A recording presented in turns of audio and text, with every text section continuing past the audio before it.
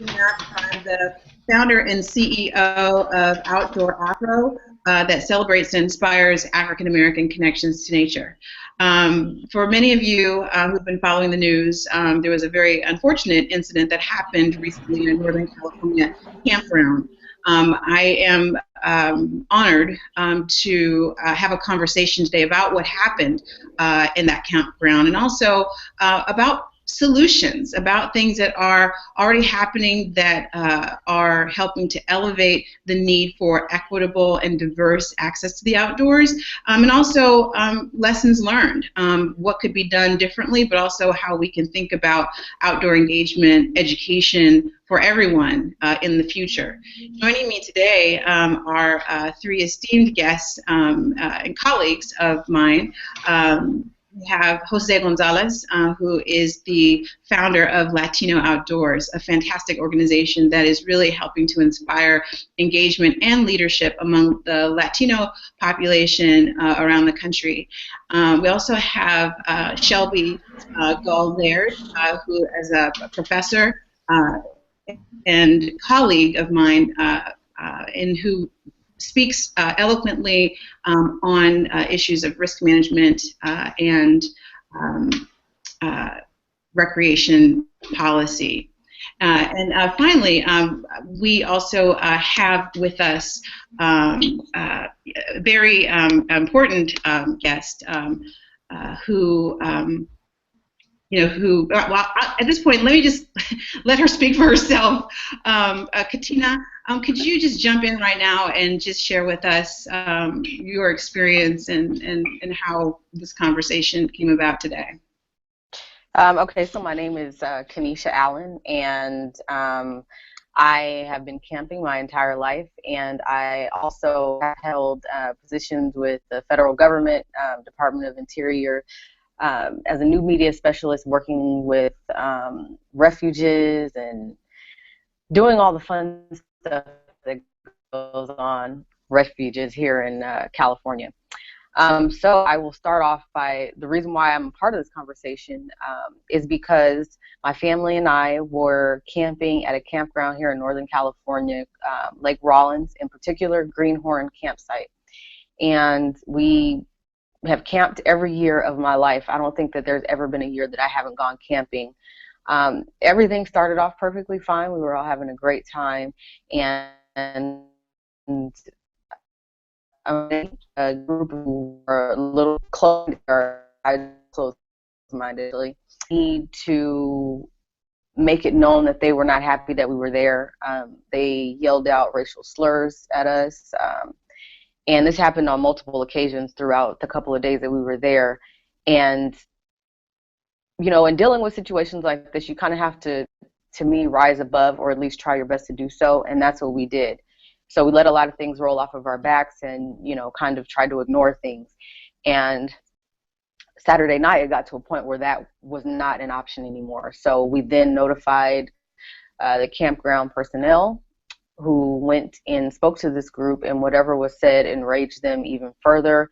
And from that point, things just got really crazy. And the main aggressor of that group then charged our campground, yelling that he was going to kill us and using racial slurs while doing it. This is a family camping trip. So there were kids, there were elderly people there.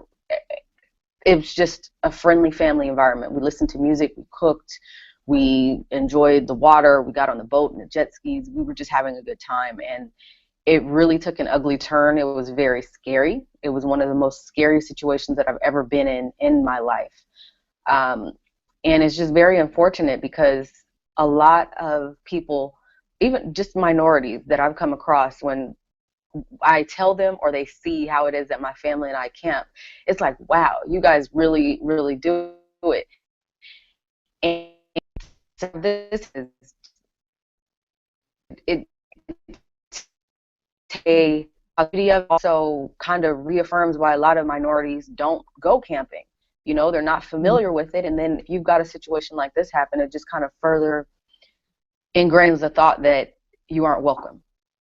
Yeah. And I don't think that that's the case for every campsite and every campground, and I think it's is a problem that needs to be addressed, and I didn't realize how serious it was until I lived through it.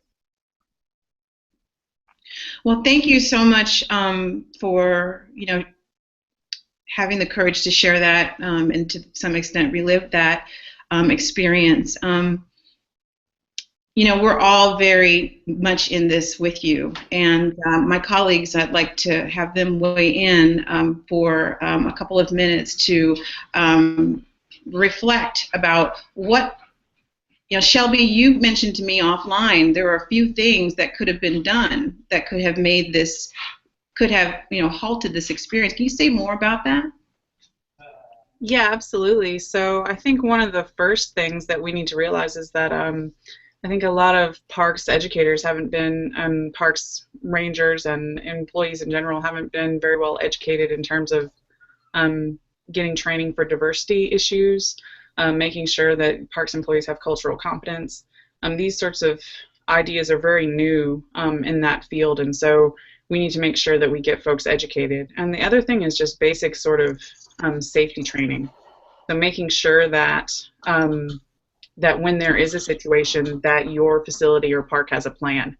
And there needs to be a very clear plan, a very clear policy on what you're going to do exactly when someone starts to make even just verbal racial slurs. You need to have a plan for that. You need to have a plan for when someone starts to threaten physical violence or any sort of violence. But this sort of situation needs to be diffused from the first racial slur instant, not get to the point where it becomes a potentially violent situation. And parks need to take this into account in their management plans. Thank you. Jose, the work that you do is all about helping to lower barriers and diffuse, and disrupt stereotypes. What would you say, could have been done, or what can we learn from that? Yeah, no, it's a great question. First of all, thank you again, Kanisha, for sharing this and having the strength to share this, because there are many stories like this that are untold. They don't get shared because of concerns or not wanting to hold that in a public space. And yet, when we have these types of stories, they bring a lot of power and validation for a lot of communities to understand.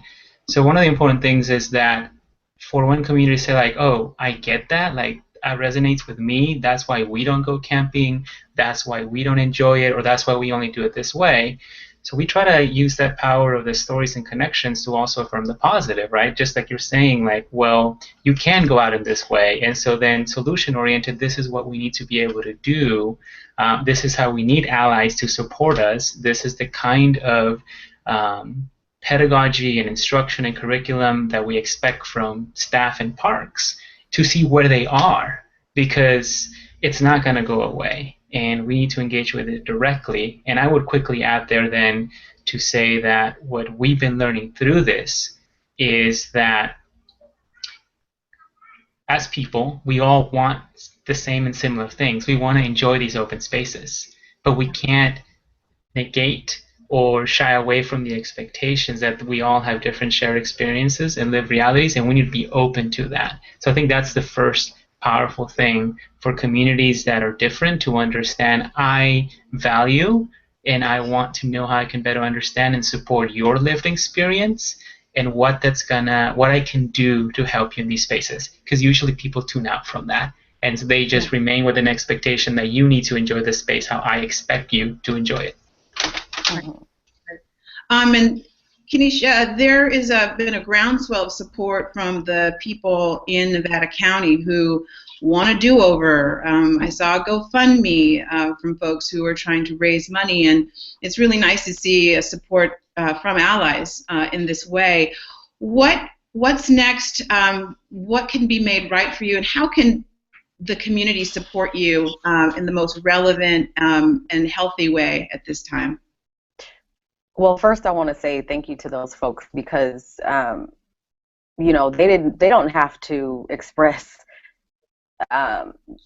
thoughtfulness. They didn't have to express the love. They didn't have to express being sorry for something that they weren't even a part of. So I really appreciate that. I want to make that clear. As far as moving forward, I understand, you know, that there are people out there who are closed-minded, and I think that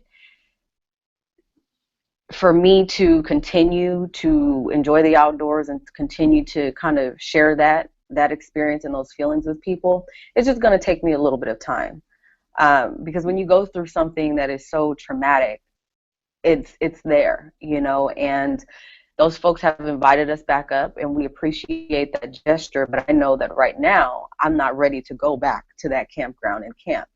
Although, like I said, their kind gesture with the GoFundMe, setting up that account and inviting us out for a barbecue and just expressing they're sorry, you know, that they're sorry. I really appreciate that, and that is kind of a step in the right direction. And I also I think it's really, really cool that it's being shared with the world.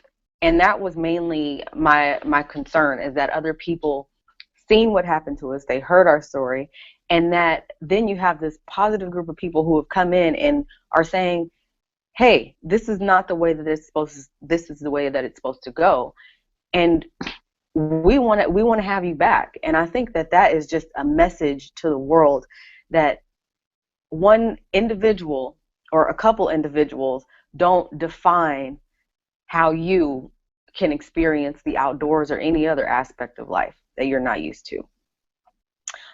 So, you know, again, I'm just thankful, and as far as moving on, just continue to support and continue to share the message, and to just continue the work that you guys are doing, because I think it's awesome. I had no idea you guys existed, and I think that it is amazing that there are people out there who want minorities and, you know, other people to just get out and to enjoy the outdoors. And I think that's awesome, because like I said, it's something that I've done my entire life, and it's foreign to me that people don't do it.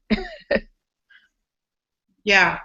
Well, Kanisha, thank you so much again for your courage to retell your story. And I know that, you know, you're in the middle of your workday, and I want to respect your time.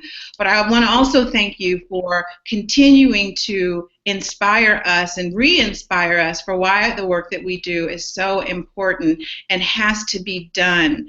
I also want to thank our guests today, Jose Gonzalez of Latino Outdoors, and Shelby Shelby Laird, who is, you know, phenomenal, is actually calling in from Texas today to weigh in on her perspective. So thank you so much for this impromptu gathering to talk about something very important and relevant. And we want you to know, Kanisha, that we will continue to support you in Outdoor Afro, Latino Outdoors, and there's a whole wide community of more folks who are there for you to support you to get back outdoors. Thank you. Bye-bye. Bye.